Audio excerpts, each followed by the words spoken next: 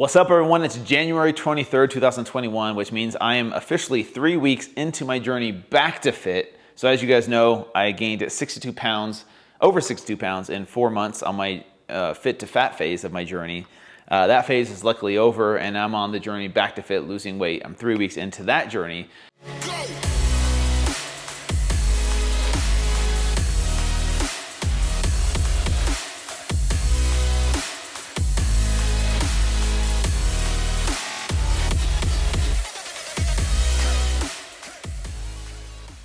I went from 8.4% body fat to 26.2% body fat, and now, I'm about to step on the scale again for the third time on this journey back to fit. So it's been 3 full weeks. How am I feeling? How am I doing? I'm still alive. It's been a rough transition for sure. Before I jump on the scale and talk about all of my numbers and stuff like that, I would say the first 2 weeks were really, really hard. As far as the cravings, the emotional eating, I wanted to emotionally eat during some hard times in my life. There's been some hard moments where I'm like, damn, a glass of wine would feel awesome. Or I was hanging out with some buddies and everyone was drinking. I'm like, I went karaokeing with some friends and I wanted to drink, but I'm like trying to stay strict, no alcohol for the first 30 days. And that's just because I'm trying to be more strict. Normally in my real life, I wouldn't be that strict, but because of everything I'm doing, I do have to be kind of strict, you know what I'm saying? So, I've made it through, I think, the hardest part of the cravings and the emotional eating. The cravings are still there. Like tonight even, I'm having friends over for the UFC fights, and there's going to be drinks, and there's going to be alcohol, and there's going to be food and snacks, and I'm like, ugh. But it's okay, because I know that you guys, thousands of you, are doing this journey with me, and if you guys can do it, I can do it too. So we're going to get through this together. Before I jump on the scale, though, one last thing, because I see this with so many of the followers that are struggling because they're not seeing the results on the scale. They see other people dropping weight and they're not, and they think that they're a failure. Here's the problem with our attachment to the scale, you guys. Our society, our culture, creates this this sense of our happiness becomes dependent on your relationship with gravity. And that's all that this is your relationship with gravity. That's all that it measures. That's all that it measures at that point in time. It fluctuates throughout the day. It changes up and down, up and down. So if you are tracking your scale weight, don't worry about it. Just track it, right? And see how it's trending, because so many people are like, I gained a pound. Oh, well, I'm like, I failed. I didn't do it right. I did something wrong. What's wrong with me? And if it goes down, it's like, oh, it's trending in the right direction. Awesome. I feel happy now. But then the number goes back up and you're like, what the hell? And so don't get attached to it to the point where your happiness is dependent on that number. And so if that's you, if you are struggling with that attachment to the scale, stop weighing yourself. Just stop it. Don't worry about it. Go off of other measurements, like measure your waist and your hips and your chest and see how those are changing.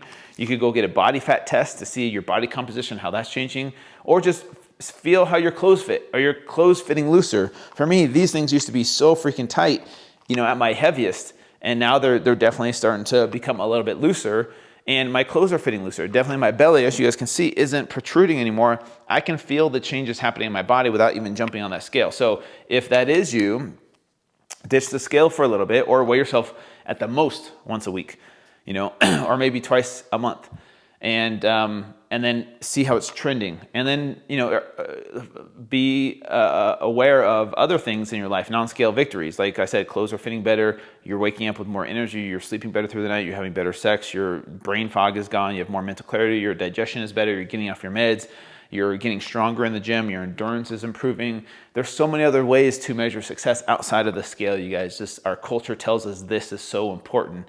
It's time to break that cycle, okay? Now, with that being said, I have to step on the scale because that's kind of what I do for this journey to show you guys my progress. So last week I was 230.4 pounds. Let's see where I'm at this week. So 230.4 pounds. This week I am 224.6. Boom. That's obviously really good progress. That's almost 6 pounds lost this week. So yes, is that good? Yes, it's a good thing. That means my body is losing weight. I'm going to lose a lot of weight in the beginning, but I promise you, as the journey continues, as the weeks move on, that number is going to get smaller and smaller and smaller, and I might even gain weight some weeks. And guess what? It's not the end of the world. The journey continues. I just keep moving forward. I keep staying consistent.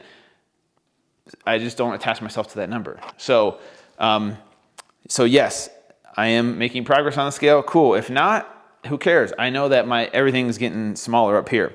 So last week, I think my waist was 43 inches. Let's see where it's at today. Boom. 41.5 inches, y'all. So that's 1.5 inches lost in my waist, which I can definitely tell. Right here is definitely getting smaller. All right, my hips, I think were 45.5 inches last time.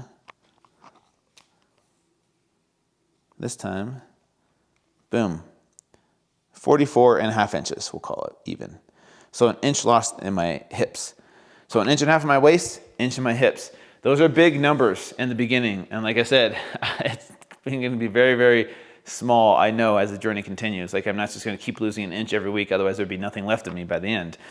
So don't expect to have the same progress week after week after week. It's going to slow down, and that's okay. That's just part of the journey, you guys. So like I said, there's moments of, for me, there's moments of wanting to give in to the cravings, but I get strength from you guys. Honestly, I really, really do. So thank you for helping me push those times where I'm like, man, I want to have a freaking beer, or I want to have a piece of cheesecake or some pizza. Like, I definitely have those cravings, and they're still there. They become more manageable as you stay consistent. So the more consistent you are, the more manageable those cravings are. Also, I don't have the junk food in my house. If I have the junk food in the house, I'm going to eat the junk food. I really will. It's too tempting for me. And if it is for you, then get rid of it. Find a way to get rid of it, whatever it takes. So it comes down to knowing yourself, being self-aware and understanding, okay, what in the moment of stress, in the moment of like chaos, in the moment of frustration, what is something that you've trained your brain to gravitate towards? And you being aware of that gives you power now in that moment to choose the better option, to make a better decision in that moment. But it has to do with self-awareness. So when you know yourself and you know, hey, when my spouse and I fight and we get in a fight over finances or something, I tend to get depressed and sad, and I reach for X, Y, or Z, right? Because that's the way you've trained your brain. Be aware of that, and in that moment of like, and when that happens, you're like, all right, I'm gonna go reach for it. You can just kind of observe what's happening like a movie, and then you're more in control of what you do next. And it's easier said than done, but it is powerful, and that's the only way, in my opinion, to overcome these types of addictions. It does take some rewiring of your brain, and it becomes easier over time, you guys. So don't give up on yourself. This is a long journey for all of us.